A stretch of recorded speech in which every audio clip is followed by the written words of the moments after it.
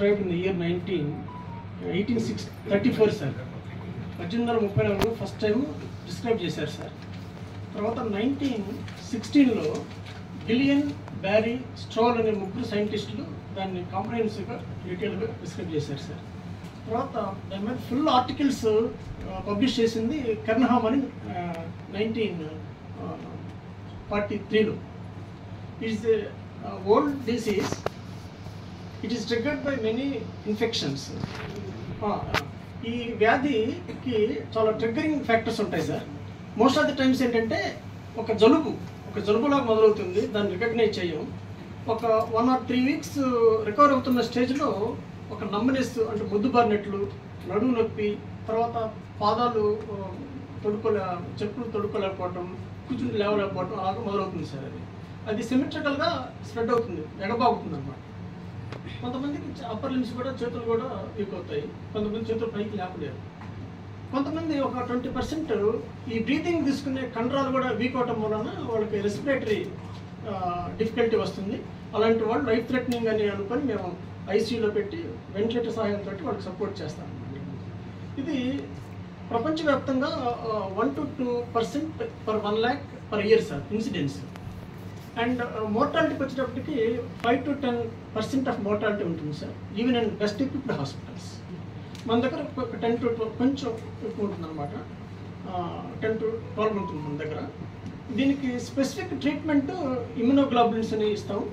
5 రోజుల course, per KG చొప్పున ఇవ్వాలి. 400 milligrams per kg depending on the weight. It's a very expensive drug. It cost around 2 to 3 lakhs. తర్వాత ఇంకొక alternative ఉంది sir, plasma pheresis అని. అసలు ఇది ఎందుకు వస్తుందంటే, ఒక ఇన్ఫెక్షన్ వచ్చిన తర్వాత యాంటీబాడీస్ ఉత్పత్తి అయ్యి ఆ ఆర్గానిజంని డీల్ చేయడం కోసం ఆ యాంటీబాడీస్ బాడీలో ఉత్పత్తి అయ్యి బై మిస్టేక్ ఈ యాంటీబాడీస్ నర్వస్ సిస్టమ్ మీద అటాక్ చేస్తాయి అన్నమాట. ముఖ్యంగా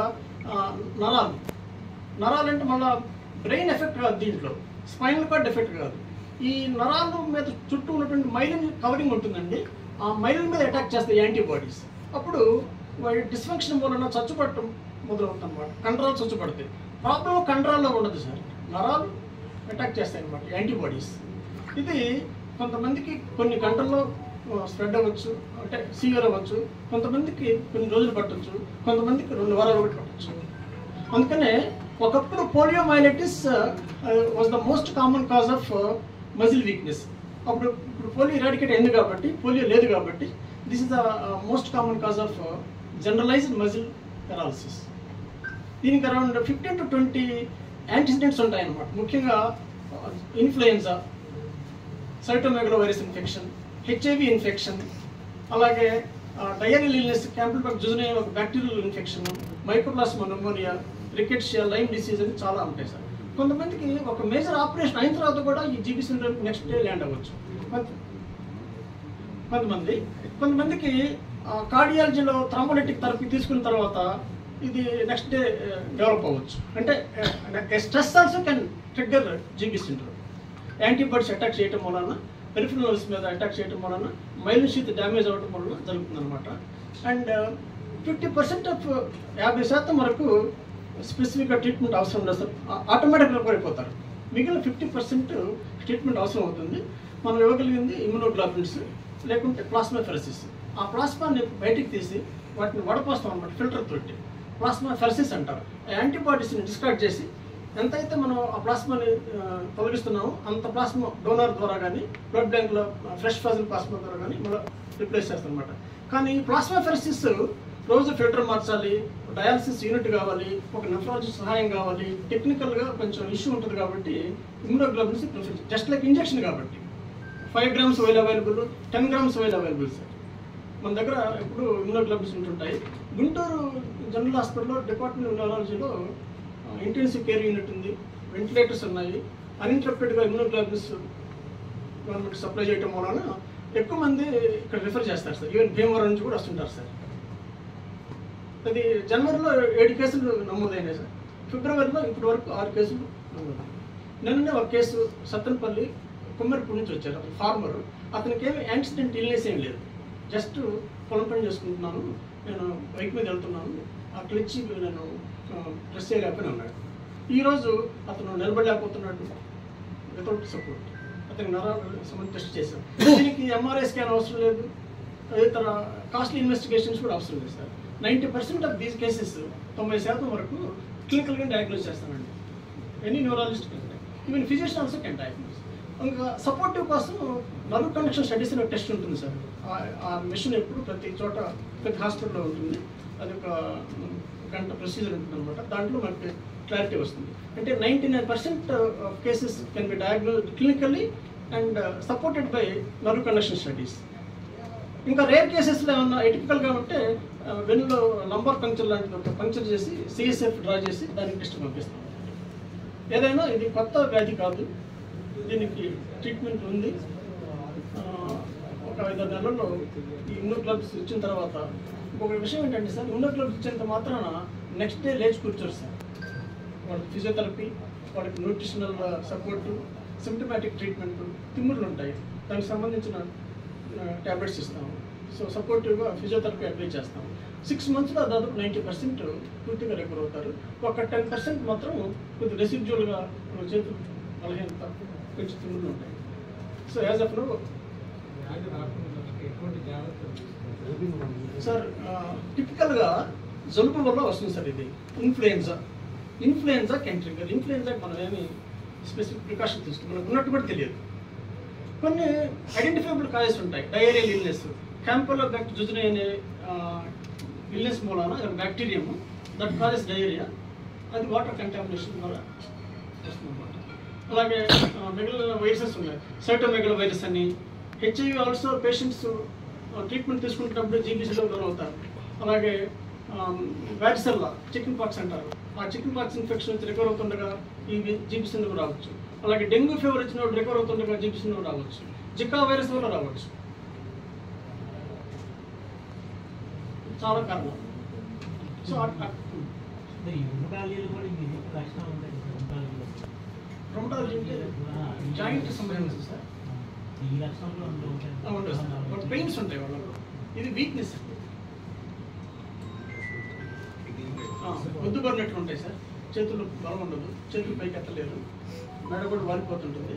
కొంతమందికి ఈ స్వాలోయింగ్ కంట్రోల్ వీకోవటం వలన దే కెనాట్ స్వాలో అవర్స్, కొంచెం పొరమాడుతుంటుంది. వాళ్ళు ప్రివెంట్ చేయకోసం మనం చూపేస్తాం అన్నమాట. ఫీడింగ్ రైట్స్ వేస్తుంటాము. ఈ బ్రీతింగ్ డిఫికల్టీ ఉంటే మాత్రం వెంటిలేట్ చేస్తాము. మనకి ఎప్పుడు 5 వెంటిలేటర్స్ రెడీమేడ్గా ఉంటాయి sir ICUలో.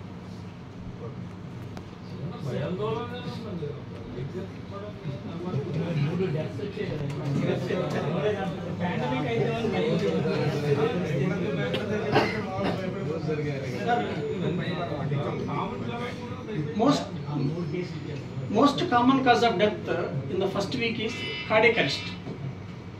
The next common cause of death after 2 weeks while recovering is చచ్చిపడతాయి సార్ కాళ్ళు చేతులు. వాళ్ళు నాట్ బెడ్ బోన్గా ఉంటారు కదా, నాన్ అంబులెంట్గా ఉంటారు కదా, బెడ్ సోర్ వచ్చి ఇన్ఫెక్షన్స్ వల్ల కొంతమంది. కొంతమంది కాళ్ళు కదలవు కాబట్టి ఎంబోలిజం వల్ల చనిపోతుంటారు.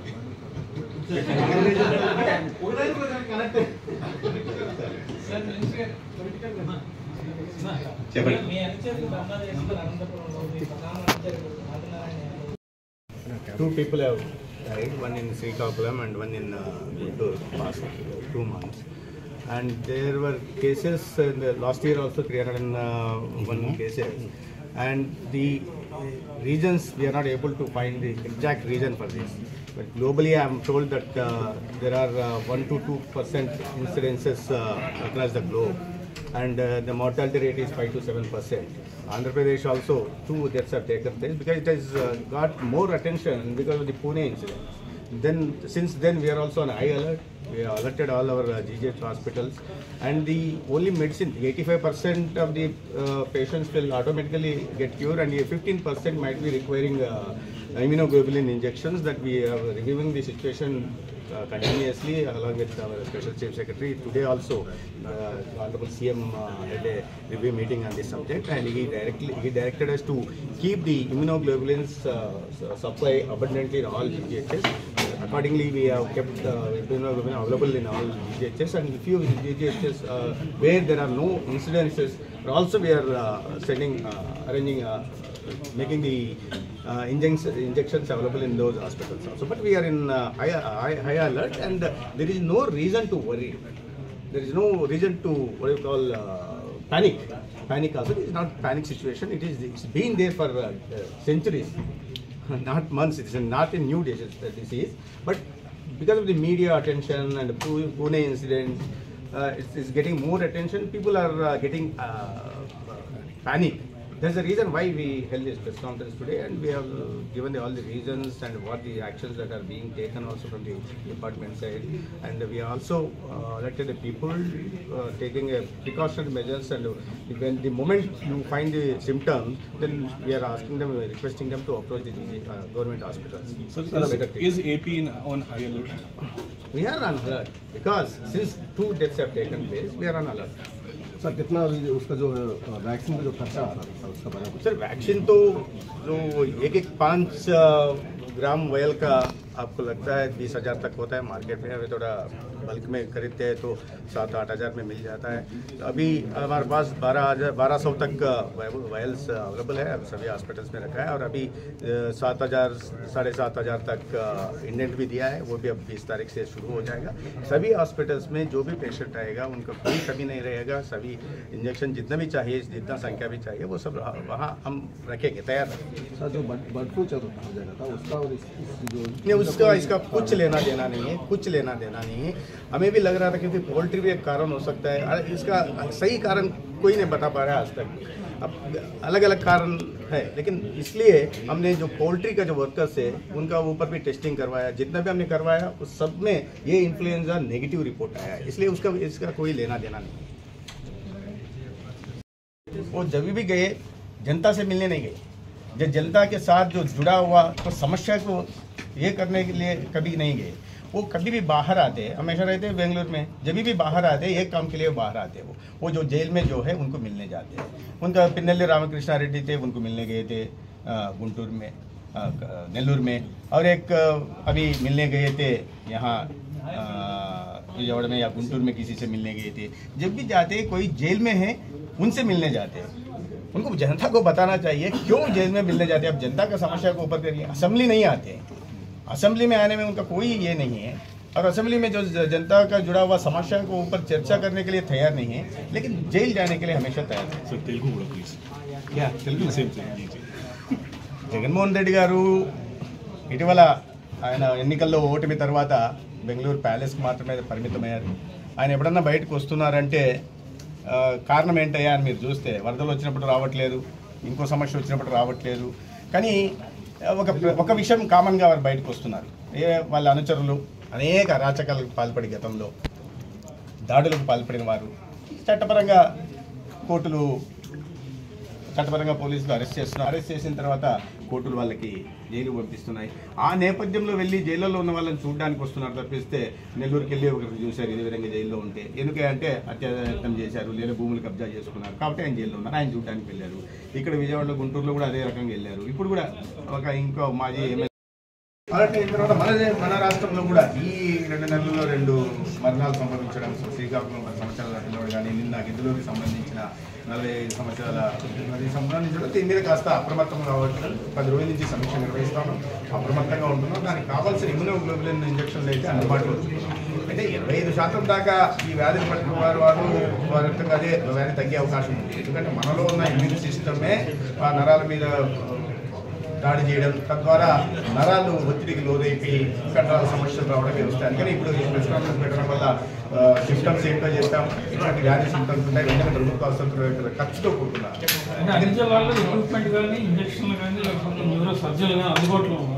జీజీహెచ్లో అందుబాటులో ఉంటున్నారు. ఇంజక్షన్ సరఫరా ఇప్పుడు చూసాము ఎంత ఉందని, 1200 వైరస్ అందుబాటులో ఉన్నాయి. ఇవాళ సంబంధించి నెలకి 25 మంది దాకా ఈ అంచనా వస్తుంది. గత సంవత్సరాన్ని చూసుకుంటే 301 మంది వచ్చారంటే నెలకి సగటున 25 మంది వ్యాధిని బారిన పడుతున్నారు. కాబట్టి వాటిని దృష్టిలో ఉంచుకొని ఇమ్యూనోగ్లోబులిన్ కావాల్సిన సంఖ్యలో మోతాదులో పంపిస్తున్నాం. అన్ని జీజీహెచ్లలో ఏర్పాటు చేస్తున్నాం. కొత్తగా ఇండెంట్ కూడా పెట్టడం జరిగింది. 7,600 ఇంజక్షన్లు ఇండెంట్ పెట్టాం. అన్ని ఆసుపత్రుల్లో లభ్యత ఉండేలాగా చూస్తాం. ప్రధానంగా ఇది న్యూరో డిపార్ట్మెంట్, అంటే పాత 6 మెడికల్ కాలేజీలు ఏవైతే ఉన్నాయో వాటిల్లో న్యూరో డిపార్ట్మెంట్ స్ట్రాంగ్గా ఉంది. 11 డిపార్ట్మెంట్లు 11 ఇతర కాలేజీలు, మొత్తం 11 కాలేజీలు న్యూరో డిపార్ట్మెంట్ స్ట్రాంగ్గా ఉంది కాబట్టి దీనికి న్యూరో సర్జన్ అవసరం ఉంటుంది కాబట్టి దిశగా వీటి మీద ఒత్తిడి ఎక్కువ ఉంటుంది. రెఫరెన్స్ కూడా వీటి మీద ఎక్కువ ఉంటుంది. గుంటూరులో చాలా స్ట్రాంగ్గా ఉన్న నేపథ్యంలో గుంటూరులో ఎక్కువ రెఫరెన్స్ వచ్చాయి గత సంవత్సరం చూస్తే. అందుకని అన్నీ అయినప్పటికీ జాగ్రత్తగా కూడా అప్రమత్తంగా ఉంటూ ప్రతి బోధన ఆసుపత్రుల్లో కూడా ఈ ఇమ్యునోగ్లోబులిన్ ఇంజెక్షన్ అందుబాటులో ప్రత్యేకంగా సరైన కారణాలు, ఏ కారణాలు, వెక్టర్ బోను, వాటర్ బోర్నా, లేకుంటే ఇతరత్రానా, లేదా ఏదైనా ఇన్ఫెక్షన్సా, ఏ కారణం వల్ల అనేది విధంగా చెప్పలేకపోతాం. ఏదైనా కావచ్చు, ఆ వ్యక్తి దీన్ని బట్టి ఈ వ్యాధి వచ్చే అవకాశం ఉంది. సో ప్రజలు ఏంటంటే వ్యక్తిగత శుభ్రత పాటించడం, చేతులు శుభ్రంగా కడుక్కోవడం, ఇటువంటి చేయడం. వ్యక్తిగత శుభ్రత చాలా ప్రధానమైనది. ఇన్ఫెక్షన్లు వచ్చినప్పుడు జాగ్రత్తగా ఉండడం, ఎక్కడన్నా చేతికి చిమ్మిర్లు వచ్చినట్టున్నా, కాస్త ముద్దుబారినట్టున్నా వెంటనే ఆసుపత్రికి. ఎందుకంటే వ్యాధి ముదిరిన తర్వాత, తీవ్రత చెందిన తర్వాత వస్తే కాపాడడం ఇబ్బంది అవ్వచ్చు కాస్త. అందుకని కాస్త మొదట్లోనే అనిపించినప్పుడు వస్తే వీటిని సరైన చికిత్స అందించి ఇబ్బంది పడాల్సిన ఇది లేదు, దానికి ఆందోళన చెందాల్సిన అవసరం కూడా లేదు. ప్రభుత్వం అప్రమత్తంగా ఉంది. చికిత్సకు చేయాల్సిన ఏర్పాట్లన్నీ కూడా చేస్తాం. మానేశారు. ఎప్పుడైనా దేనికి వస్తుందో, ఏదైనా వరదలు వచ్చినప్పుడు దాని గురించి పట్టించుకోవడానికి రావట్లేదు. ఏదో వచ్చి అప్పుడప్పుడు వచ్చి హిట్ అండ్ రన్ కేసు లాగా ఒక విమర్శ చేయడం, వెళ్ళిపోవడం తప్ప ఇతర పనులకు రావట్లేదు. రాష్ట్రం నుంచి కూడా ఆయన బహుశా ఎందుకో మరి రాష్ట్రం మీద ఆసక్తి తగ్గిందో ఏందో తెలియదు. కానీ అయితే ఆయన ప్రధానంగా ఒక విషయానికి మాత్రం ఖచ్చితంగా వస్తున్నారు. ఆ పార్టీకి సంబంధించిన వాళ్ళు అరాచకాలు పాల్పడి, దాడులకు పాల్పడి జైల్లో ఉన్న వాళ్ళని మాత్రం ఖచ్చితంగా పరామర్శించడానికి వస్తున్నారు. గతంలో మనం చూసాం, నెల్లూరు కూడా పరామర్శకు వెళ్ళారు, గుంటూరు కూడా పరామర్శకు వచ్చారు, ఇప్పుడు ఇక్కడ వస్తున్నారు. ఎక్కడెక్కడైతే ఈ రకంగా ఈ అరాచకాలు పడి, కబ్జాలకు పాల్పడి, ప్రజల మీద దాడులు చేసి వీళ్ళని చూడడానికి పరామర్శకు వెళ్తున్నాడు అంటే ఆయన ప్రాధాన్యత ఏందో మనం అర్థం చేసుకోవాలి. ప్రజల లేదా పార్టీలో ఇట్లాంటి కబ్జాలకు, దాడులకు, అరాచకాలు పాల్పడే వాళ్ళ అనేది ప్రజలు గమనిస్తున్నారు. అంటే కూటమి ప్రభుత్వం ఎన్నికల హామీలు నెరవేర్చట్లేదు, దారి మరల్చడానికి ఈ తరహా అరెస్టులు చేస్తున్నారని చెప్పి ఆయన మీరు అడగండి వచ్చి. మీకు బహుశా నెల పెన్షన్లు వస్తున్నాయనే విషయం బహుశా తెలిసినట్టు లేదు. ప్రతి నెల 1వ తేదీ జీతాలు వెళ్తున్న విషయం తెలిసినట్టు లేదు. మహిళలు ఆనందంగా ఉన్నారు దీపం పథకం ద్వారా అన్న విషయం తెలిసినట్టు లేదు. రహదారులు మొత్తం గుంతలతో నిండిపోయి ఉంటే ఇవాళ రహదారులన్నీ అద్దంలాగా మెరుస్తున్నాయనే విషయాన్ని బహుశా వారు గమనించినట్టు లేదు. పంచాయతీరాజ్ ఆర్థిక సంఘం నిధుల్ని, అదేవిధంగా గ్రామీణ ఉపాధి పథకం నిధులను దారి మళ్లిస్తే ఇప్పుడు ఈ ప్రభుత్వం వచ్చిన తర్వాత ప్రతి గ్రామంలో సిమెంట్ రోడ్లు నిర్మిస్తున్న విషయం వారికి తెలిసినట్లేదు. పని దినాలని కల్పిస్తున్న విషయం వారికి తెలిసినట్లేదు. మళ్ళీ ఆర్థిక పరిపుష్టి, గ్రామాల ఆర్థిక పరిపుష్టి కోసం ఆర్థిక సంఘం నిధులు నేరుగా వాళ్ళకి చేరుతున్న విషయం వారికి తెలిసినట్టు లేదు. లేదా రైతులు పండించిన పంటకి గిట్టుబాటు ధర ఇవ్వడంతో పాటు ప్రొక్యూర్మెంట్ కూడా, ఇవాళ కంది ప్రొక్యూర్మెంట్ కూడా జరుగుతుంది, రైస్ ప్రొక్యూర్మెంట్ కూడా జరుగుతూ ఉంది. ఇవన్నీ తెలిసినట్టు ఇంకా ప్రభుత్వాలు ఏం చేయాలి, ఏం మాట్లాడాలి? 33,000 కోట్లు పెన్షన్లు ప్రతి నెల, సంవత్సరానికి అయ్యేది ప్రతి నెల 2,500 కోట్లు పెన్షన్ 1వ తేదీ ఇంటికి చేరుతుంది. గతంలో అయితే ఉండేదా? పరిస్థితి ఒకసారి చూడాలి, విమర్శ చేయాలి, కానీ సద్విమర్శ ఉండాలి. నిజంగా ఏదైనా ఉంటే చేయాలి. మీరు అడగండి, హామీలు ఇచ్చిన వాటిని నెరవేరుస్తాం చెప్తా ఉన్నాం. ముఖ్యమంత్రి గారు చెప్పారు, మిగతా హామీలను కూడా క్యాలెండర్ కూడా ఇస్తున్నాం. దాన్ని దృష్టి మరాల్సిన అవసరం లేదు. మంచి పనులు చేస్తున్నప్పుడు ఇంత పెద్ద ఎత్తున నిధులు తీసుకొస్తున్నాం. అమరావతి పనులు ఇప్పుడు 15,000 కోట్లతో అమరావతి పనులు మొదలయ్యాయి. వచ్చి ఒకసారి చూడాలి కదా. 5 సంవత్సరాలు పట్టించుకోకుండా పోలవరం వదిలేశారు. 1% ముందుకు పోలే. ఉన్న రేఫరంలను కూడా విధ్వంసం సృష్టించారు. ఇవాళ మళ్ళీ పనులు జరుగుతున్నాయి, వచ్చి చూడాలి కదా. గ్రీన్ హైడ్రోజన్ లాంటివి, లేదా ప్రధానమంత్రి గారు స్వయంగా ఈ రాష్ట్రానికి వచ్చి 2,10,000 కోట్లు విలువైన పరిశ్రమలకు భూమి పూజ చేశారు, చూడాలి కదా. 5 సంవత్సరాలు రైల్వే జోన్కి భూమి ఇవ్వలేదు మీరు, ఇవాళ రైల్వే జోన్ పనులు మొదలవుతున్నాయి, వచ్చి చూడాలి కదా. ట్రైబల్ యూనివర్సిటీకి గిరిజనులు చదువుకోవడానికి ట్రైబల్ యూనివర్సిటీ మంజూరు చేస్తే దానికి భూములు ఇవ్వలేదు. ఇవన్నీ 5 సంవత్సరాలు చేసి ఇవాళ మంచి పని జరుగుతుంటే, ప్రజలు సంతృప్తికరంగా ఉంటే, వాళ్ళు సాటిస్ఫాక్టరీ లెవెల్ పెరుగుతూ ఉంటే ఊరికే అసత్యంగా ప్రచారాలు చేయడం, ఆ ఆరోగ్యశ్రీని తీసేశారు అంటారు. ఆరోగ్యశ్రీ పేరు ఎన్టీఆర్ వైద్య సేవ అయింది. 25 లక్షలకి 25 లక్షలు చెప్పినట్టుగా అందిస్తాం, దాన్ని హైబ్రిడ్ మోడ్లోకి తీసుకొస్తున్నాం. అది దాని మీద స్టడీ చేయకుండా తీసేశారు. ఇటు అబద్ధాలు, ఇట్లా అసత్య ప్రచారాలు చేస్తే మేమేం చేస్తాం? మీరు అసలు జర్నలిజం విలువలు కన్నా పాటించాలి కదా. మీరు రాజకీయ విమర్శలు చేయొచ్చు, కానీ పత్రికల్లో కూడా బ్లాక్ అండ్ వైట్లో కూడా ఇట్లాంటి అసత్యాలు రాస్తే ఏం చెప్పాలా? నిన్న నా నియోజకవర్గంలో కూడా 10 మంది పిఏలు ఉన్నారు. 10 మంది పిఏలు పెట్టుకోవడానికి ఇంతమంది అధికారికంగా ఇంత నా ప్రతి కార్యకర్త ఆ రకంగా చూసుకుంటే నాతో పనిచేసే కార్యకర్తలందరూ నాకు సహకారం అందిస్తున్నారు. ఆ సహకారం అందించిన కార్యకర్తలందరూ పిఏలా, లేదా వైఎస్ఆర్సీపీ పార్టీ నుంచి ఏమైనా వాళ్ళకి జీతాలు ఇస్తున్నారా? ఏమైనా సంబంధం ఉందా? ఏ సమస్య మీద ప్రజా సమస్య మీద మాట్లాడండి. మీరు డిపార్ట్మెంట్కి సంబంధించిన విషయాల మీద మాట్లాడండి, సమాధానం చెప్తాం. మెడికల్ కాలేజ్ ఎందుకు నిర్మాణం లేకుండా మీరు ఆగిపోయారు, మేము సమాధానం చెప్తున్నాం. అసెంబ్లీ వేదికగా అడుగుతున్నాం. మీరు మండలిలో మీరు అడిగిన ప్రశ్న ప్రతి ప్రశ్నకు సమాధానం చెప్తున్నాం. అక్కడ మాట్లాడండి, అంతేగాని ఊరికే ఎటువంటి అసలు వ్యక్తిగత హననానికి పాల్పడడం సరైన పద్ధతి కదా. ఎవరు అనుచరుడండి? మీరు ఎలా ఉంటుంది పార్టీలో అనుచరు? ఈ వివాదం 10 ఏళ్ల క్రితం వివాదము, నేను వెళ్ళిన 9 నెలల క్రితం, అతను ఆ వ్యక్తి నాకు 9 నెలల క్రితమే తెలిసాడు. అనుచరుడు అంటే 10 సంవత్సరాల వివాదాన్ని ఇవాళ అనుచరుడు చేశాడనేది సరైనదా? కాదు కదా, తప్పది. అదే అటువంటి అసలు పోనీ నాకు తెలుసా, సంబంధము లేదు, నన్ను నిర్ధారించుకున్నారా? లేదు కదా. ఊరికే అనేసి అదిగో పులి అంటే ఇదిగో తోక, అదిగో పులి అంటే ఇదిగో తోక అంటే ఏ రకంగా ఎంత మాత్రం సభపది. అదే మీడియా మిత్రులు నేను కోరుతున్నాను, మీరు ఏదైనా ఉన్నప్పుడు ఏదైనా వచ్చినప్పుడు అడగండి, వాస్తవం అడగండి. అడగకుండా ఇంత పెద్ద హెడ్డింగ్ రాసేస్తే జనాలు ఎన్ని పోరు కదా, లోపల కంటెంట్లో పోరు, పైన చూసి అంటే నేనే అనుకుంటాను. అనుచరుడు కాస్త పోయి సత్యకుమారి దందా చేసినట్టు ఉంటుంది. నేను ఏ రోజైనా అవినీతి పరంగా వాస్తవాల ఆధారాలతో చూపిస్తే ఆ రోజే నా రాజకీయాలకు ఆఖరి దినంగా చెప్పుకోవచ్చు. అదే రోజు నా రాజకీయాలకు ఆఖరి దినంగా చెప్పుకోవచ్చు.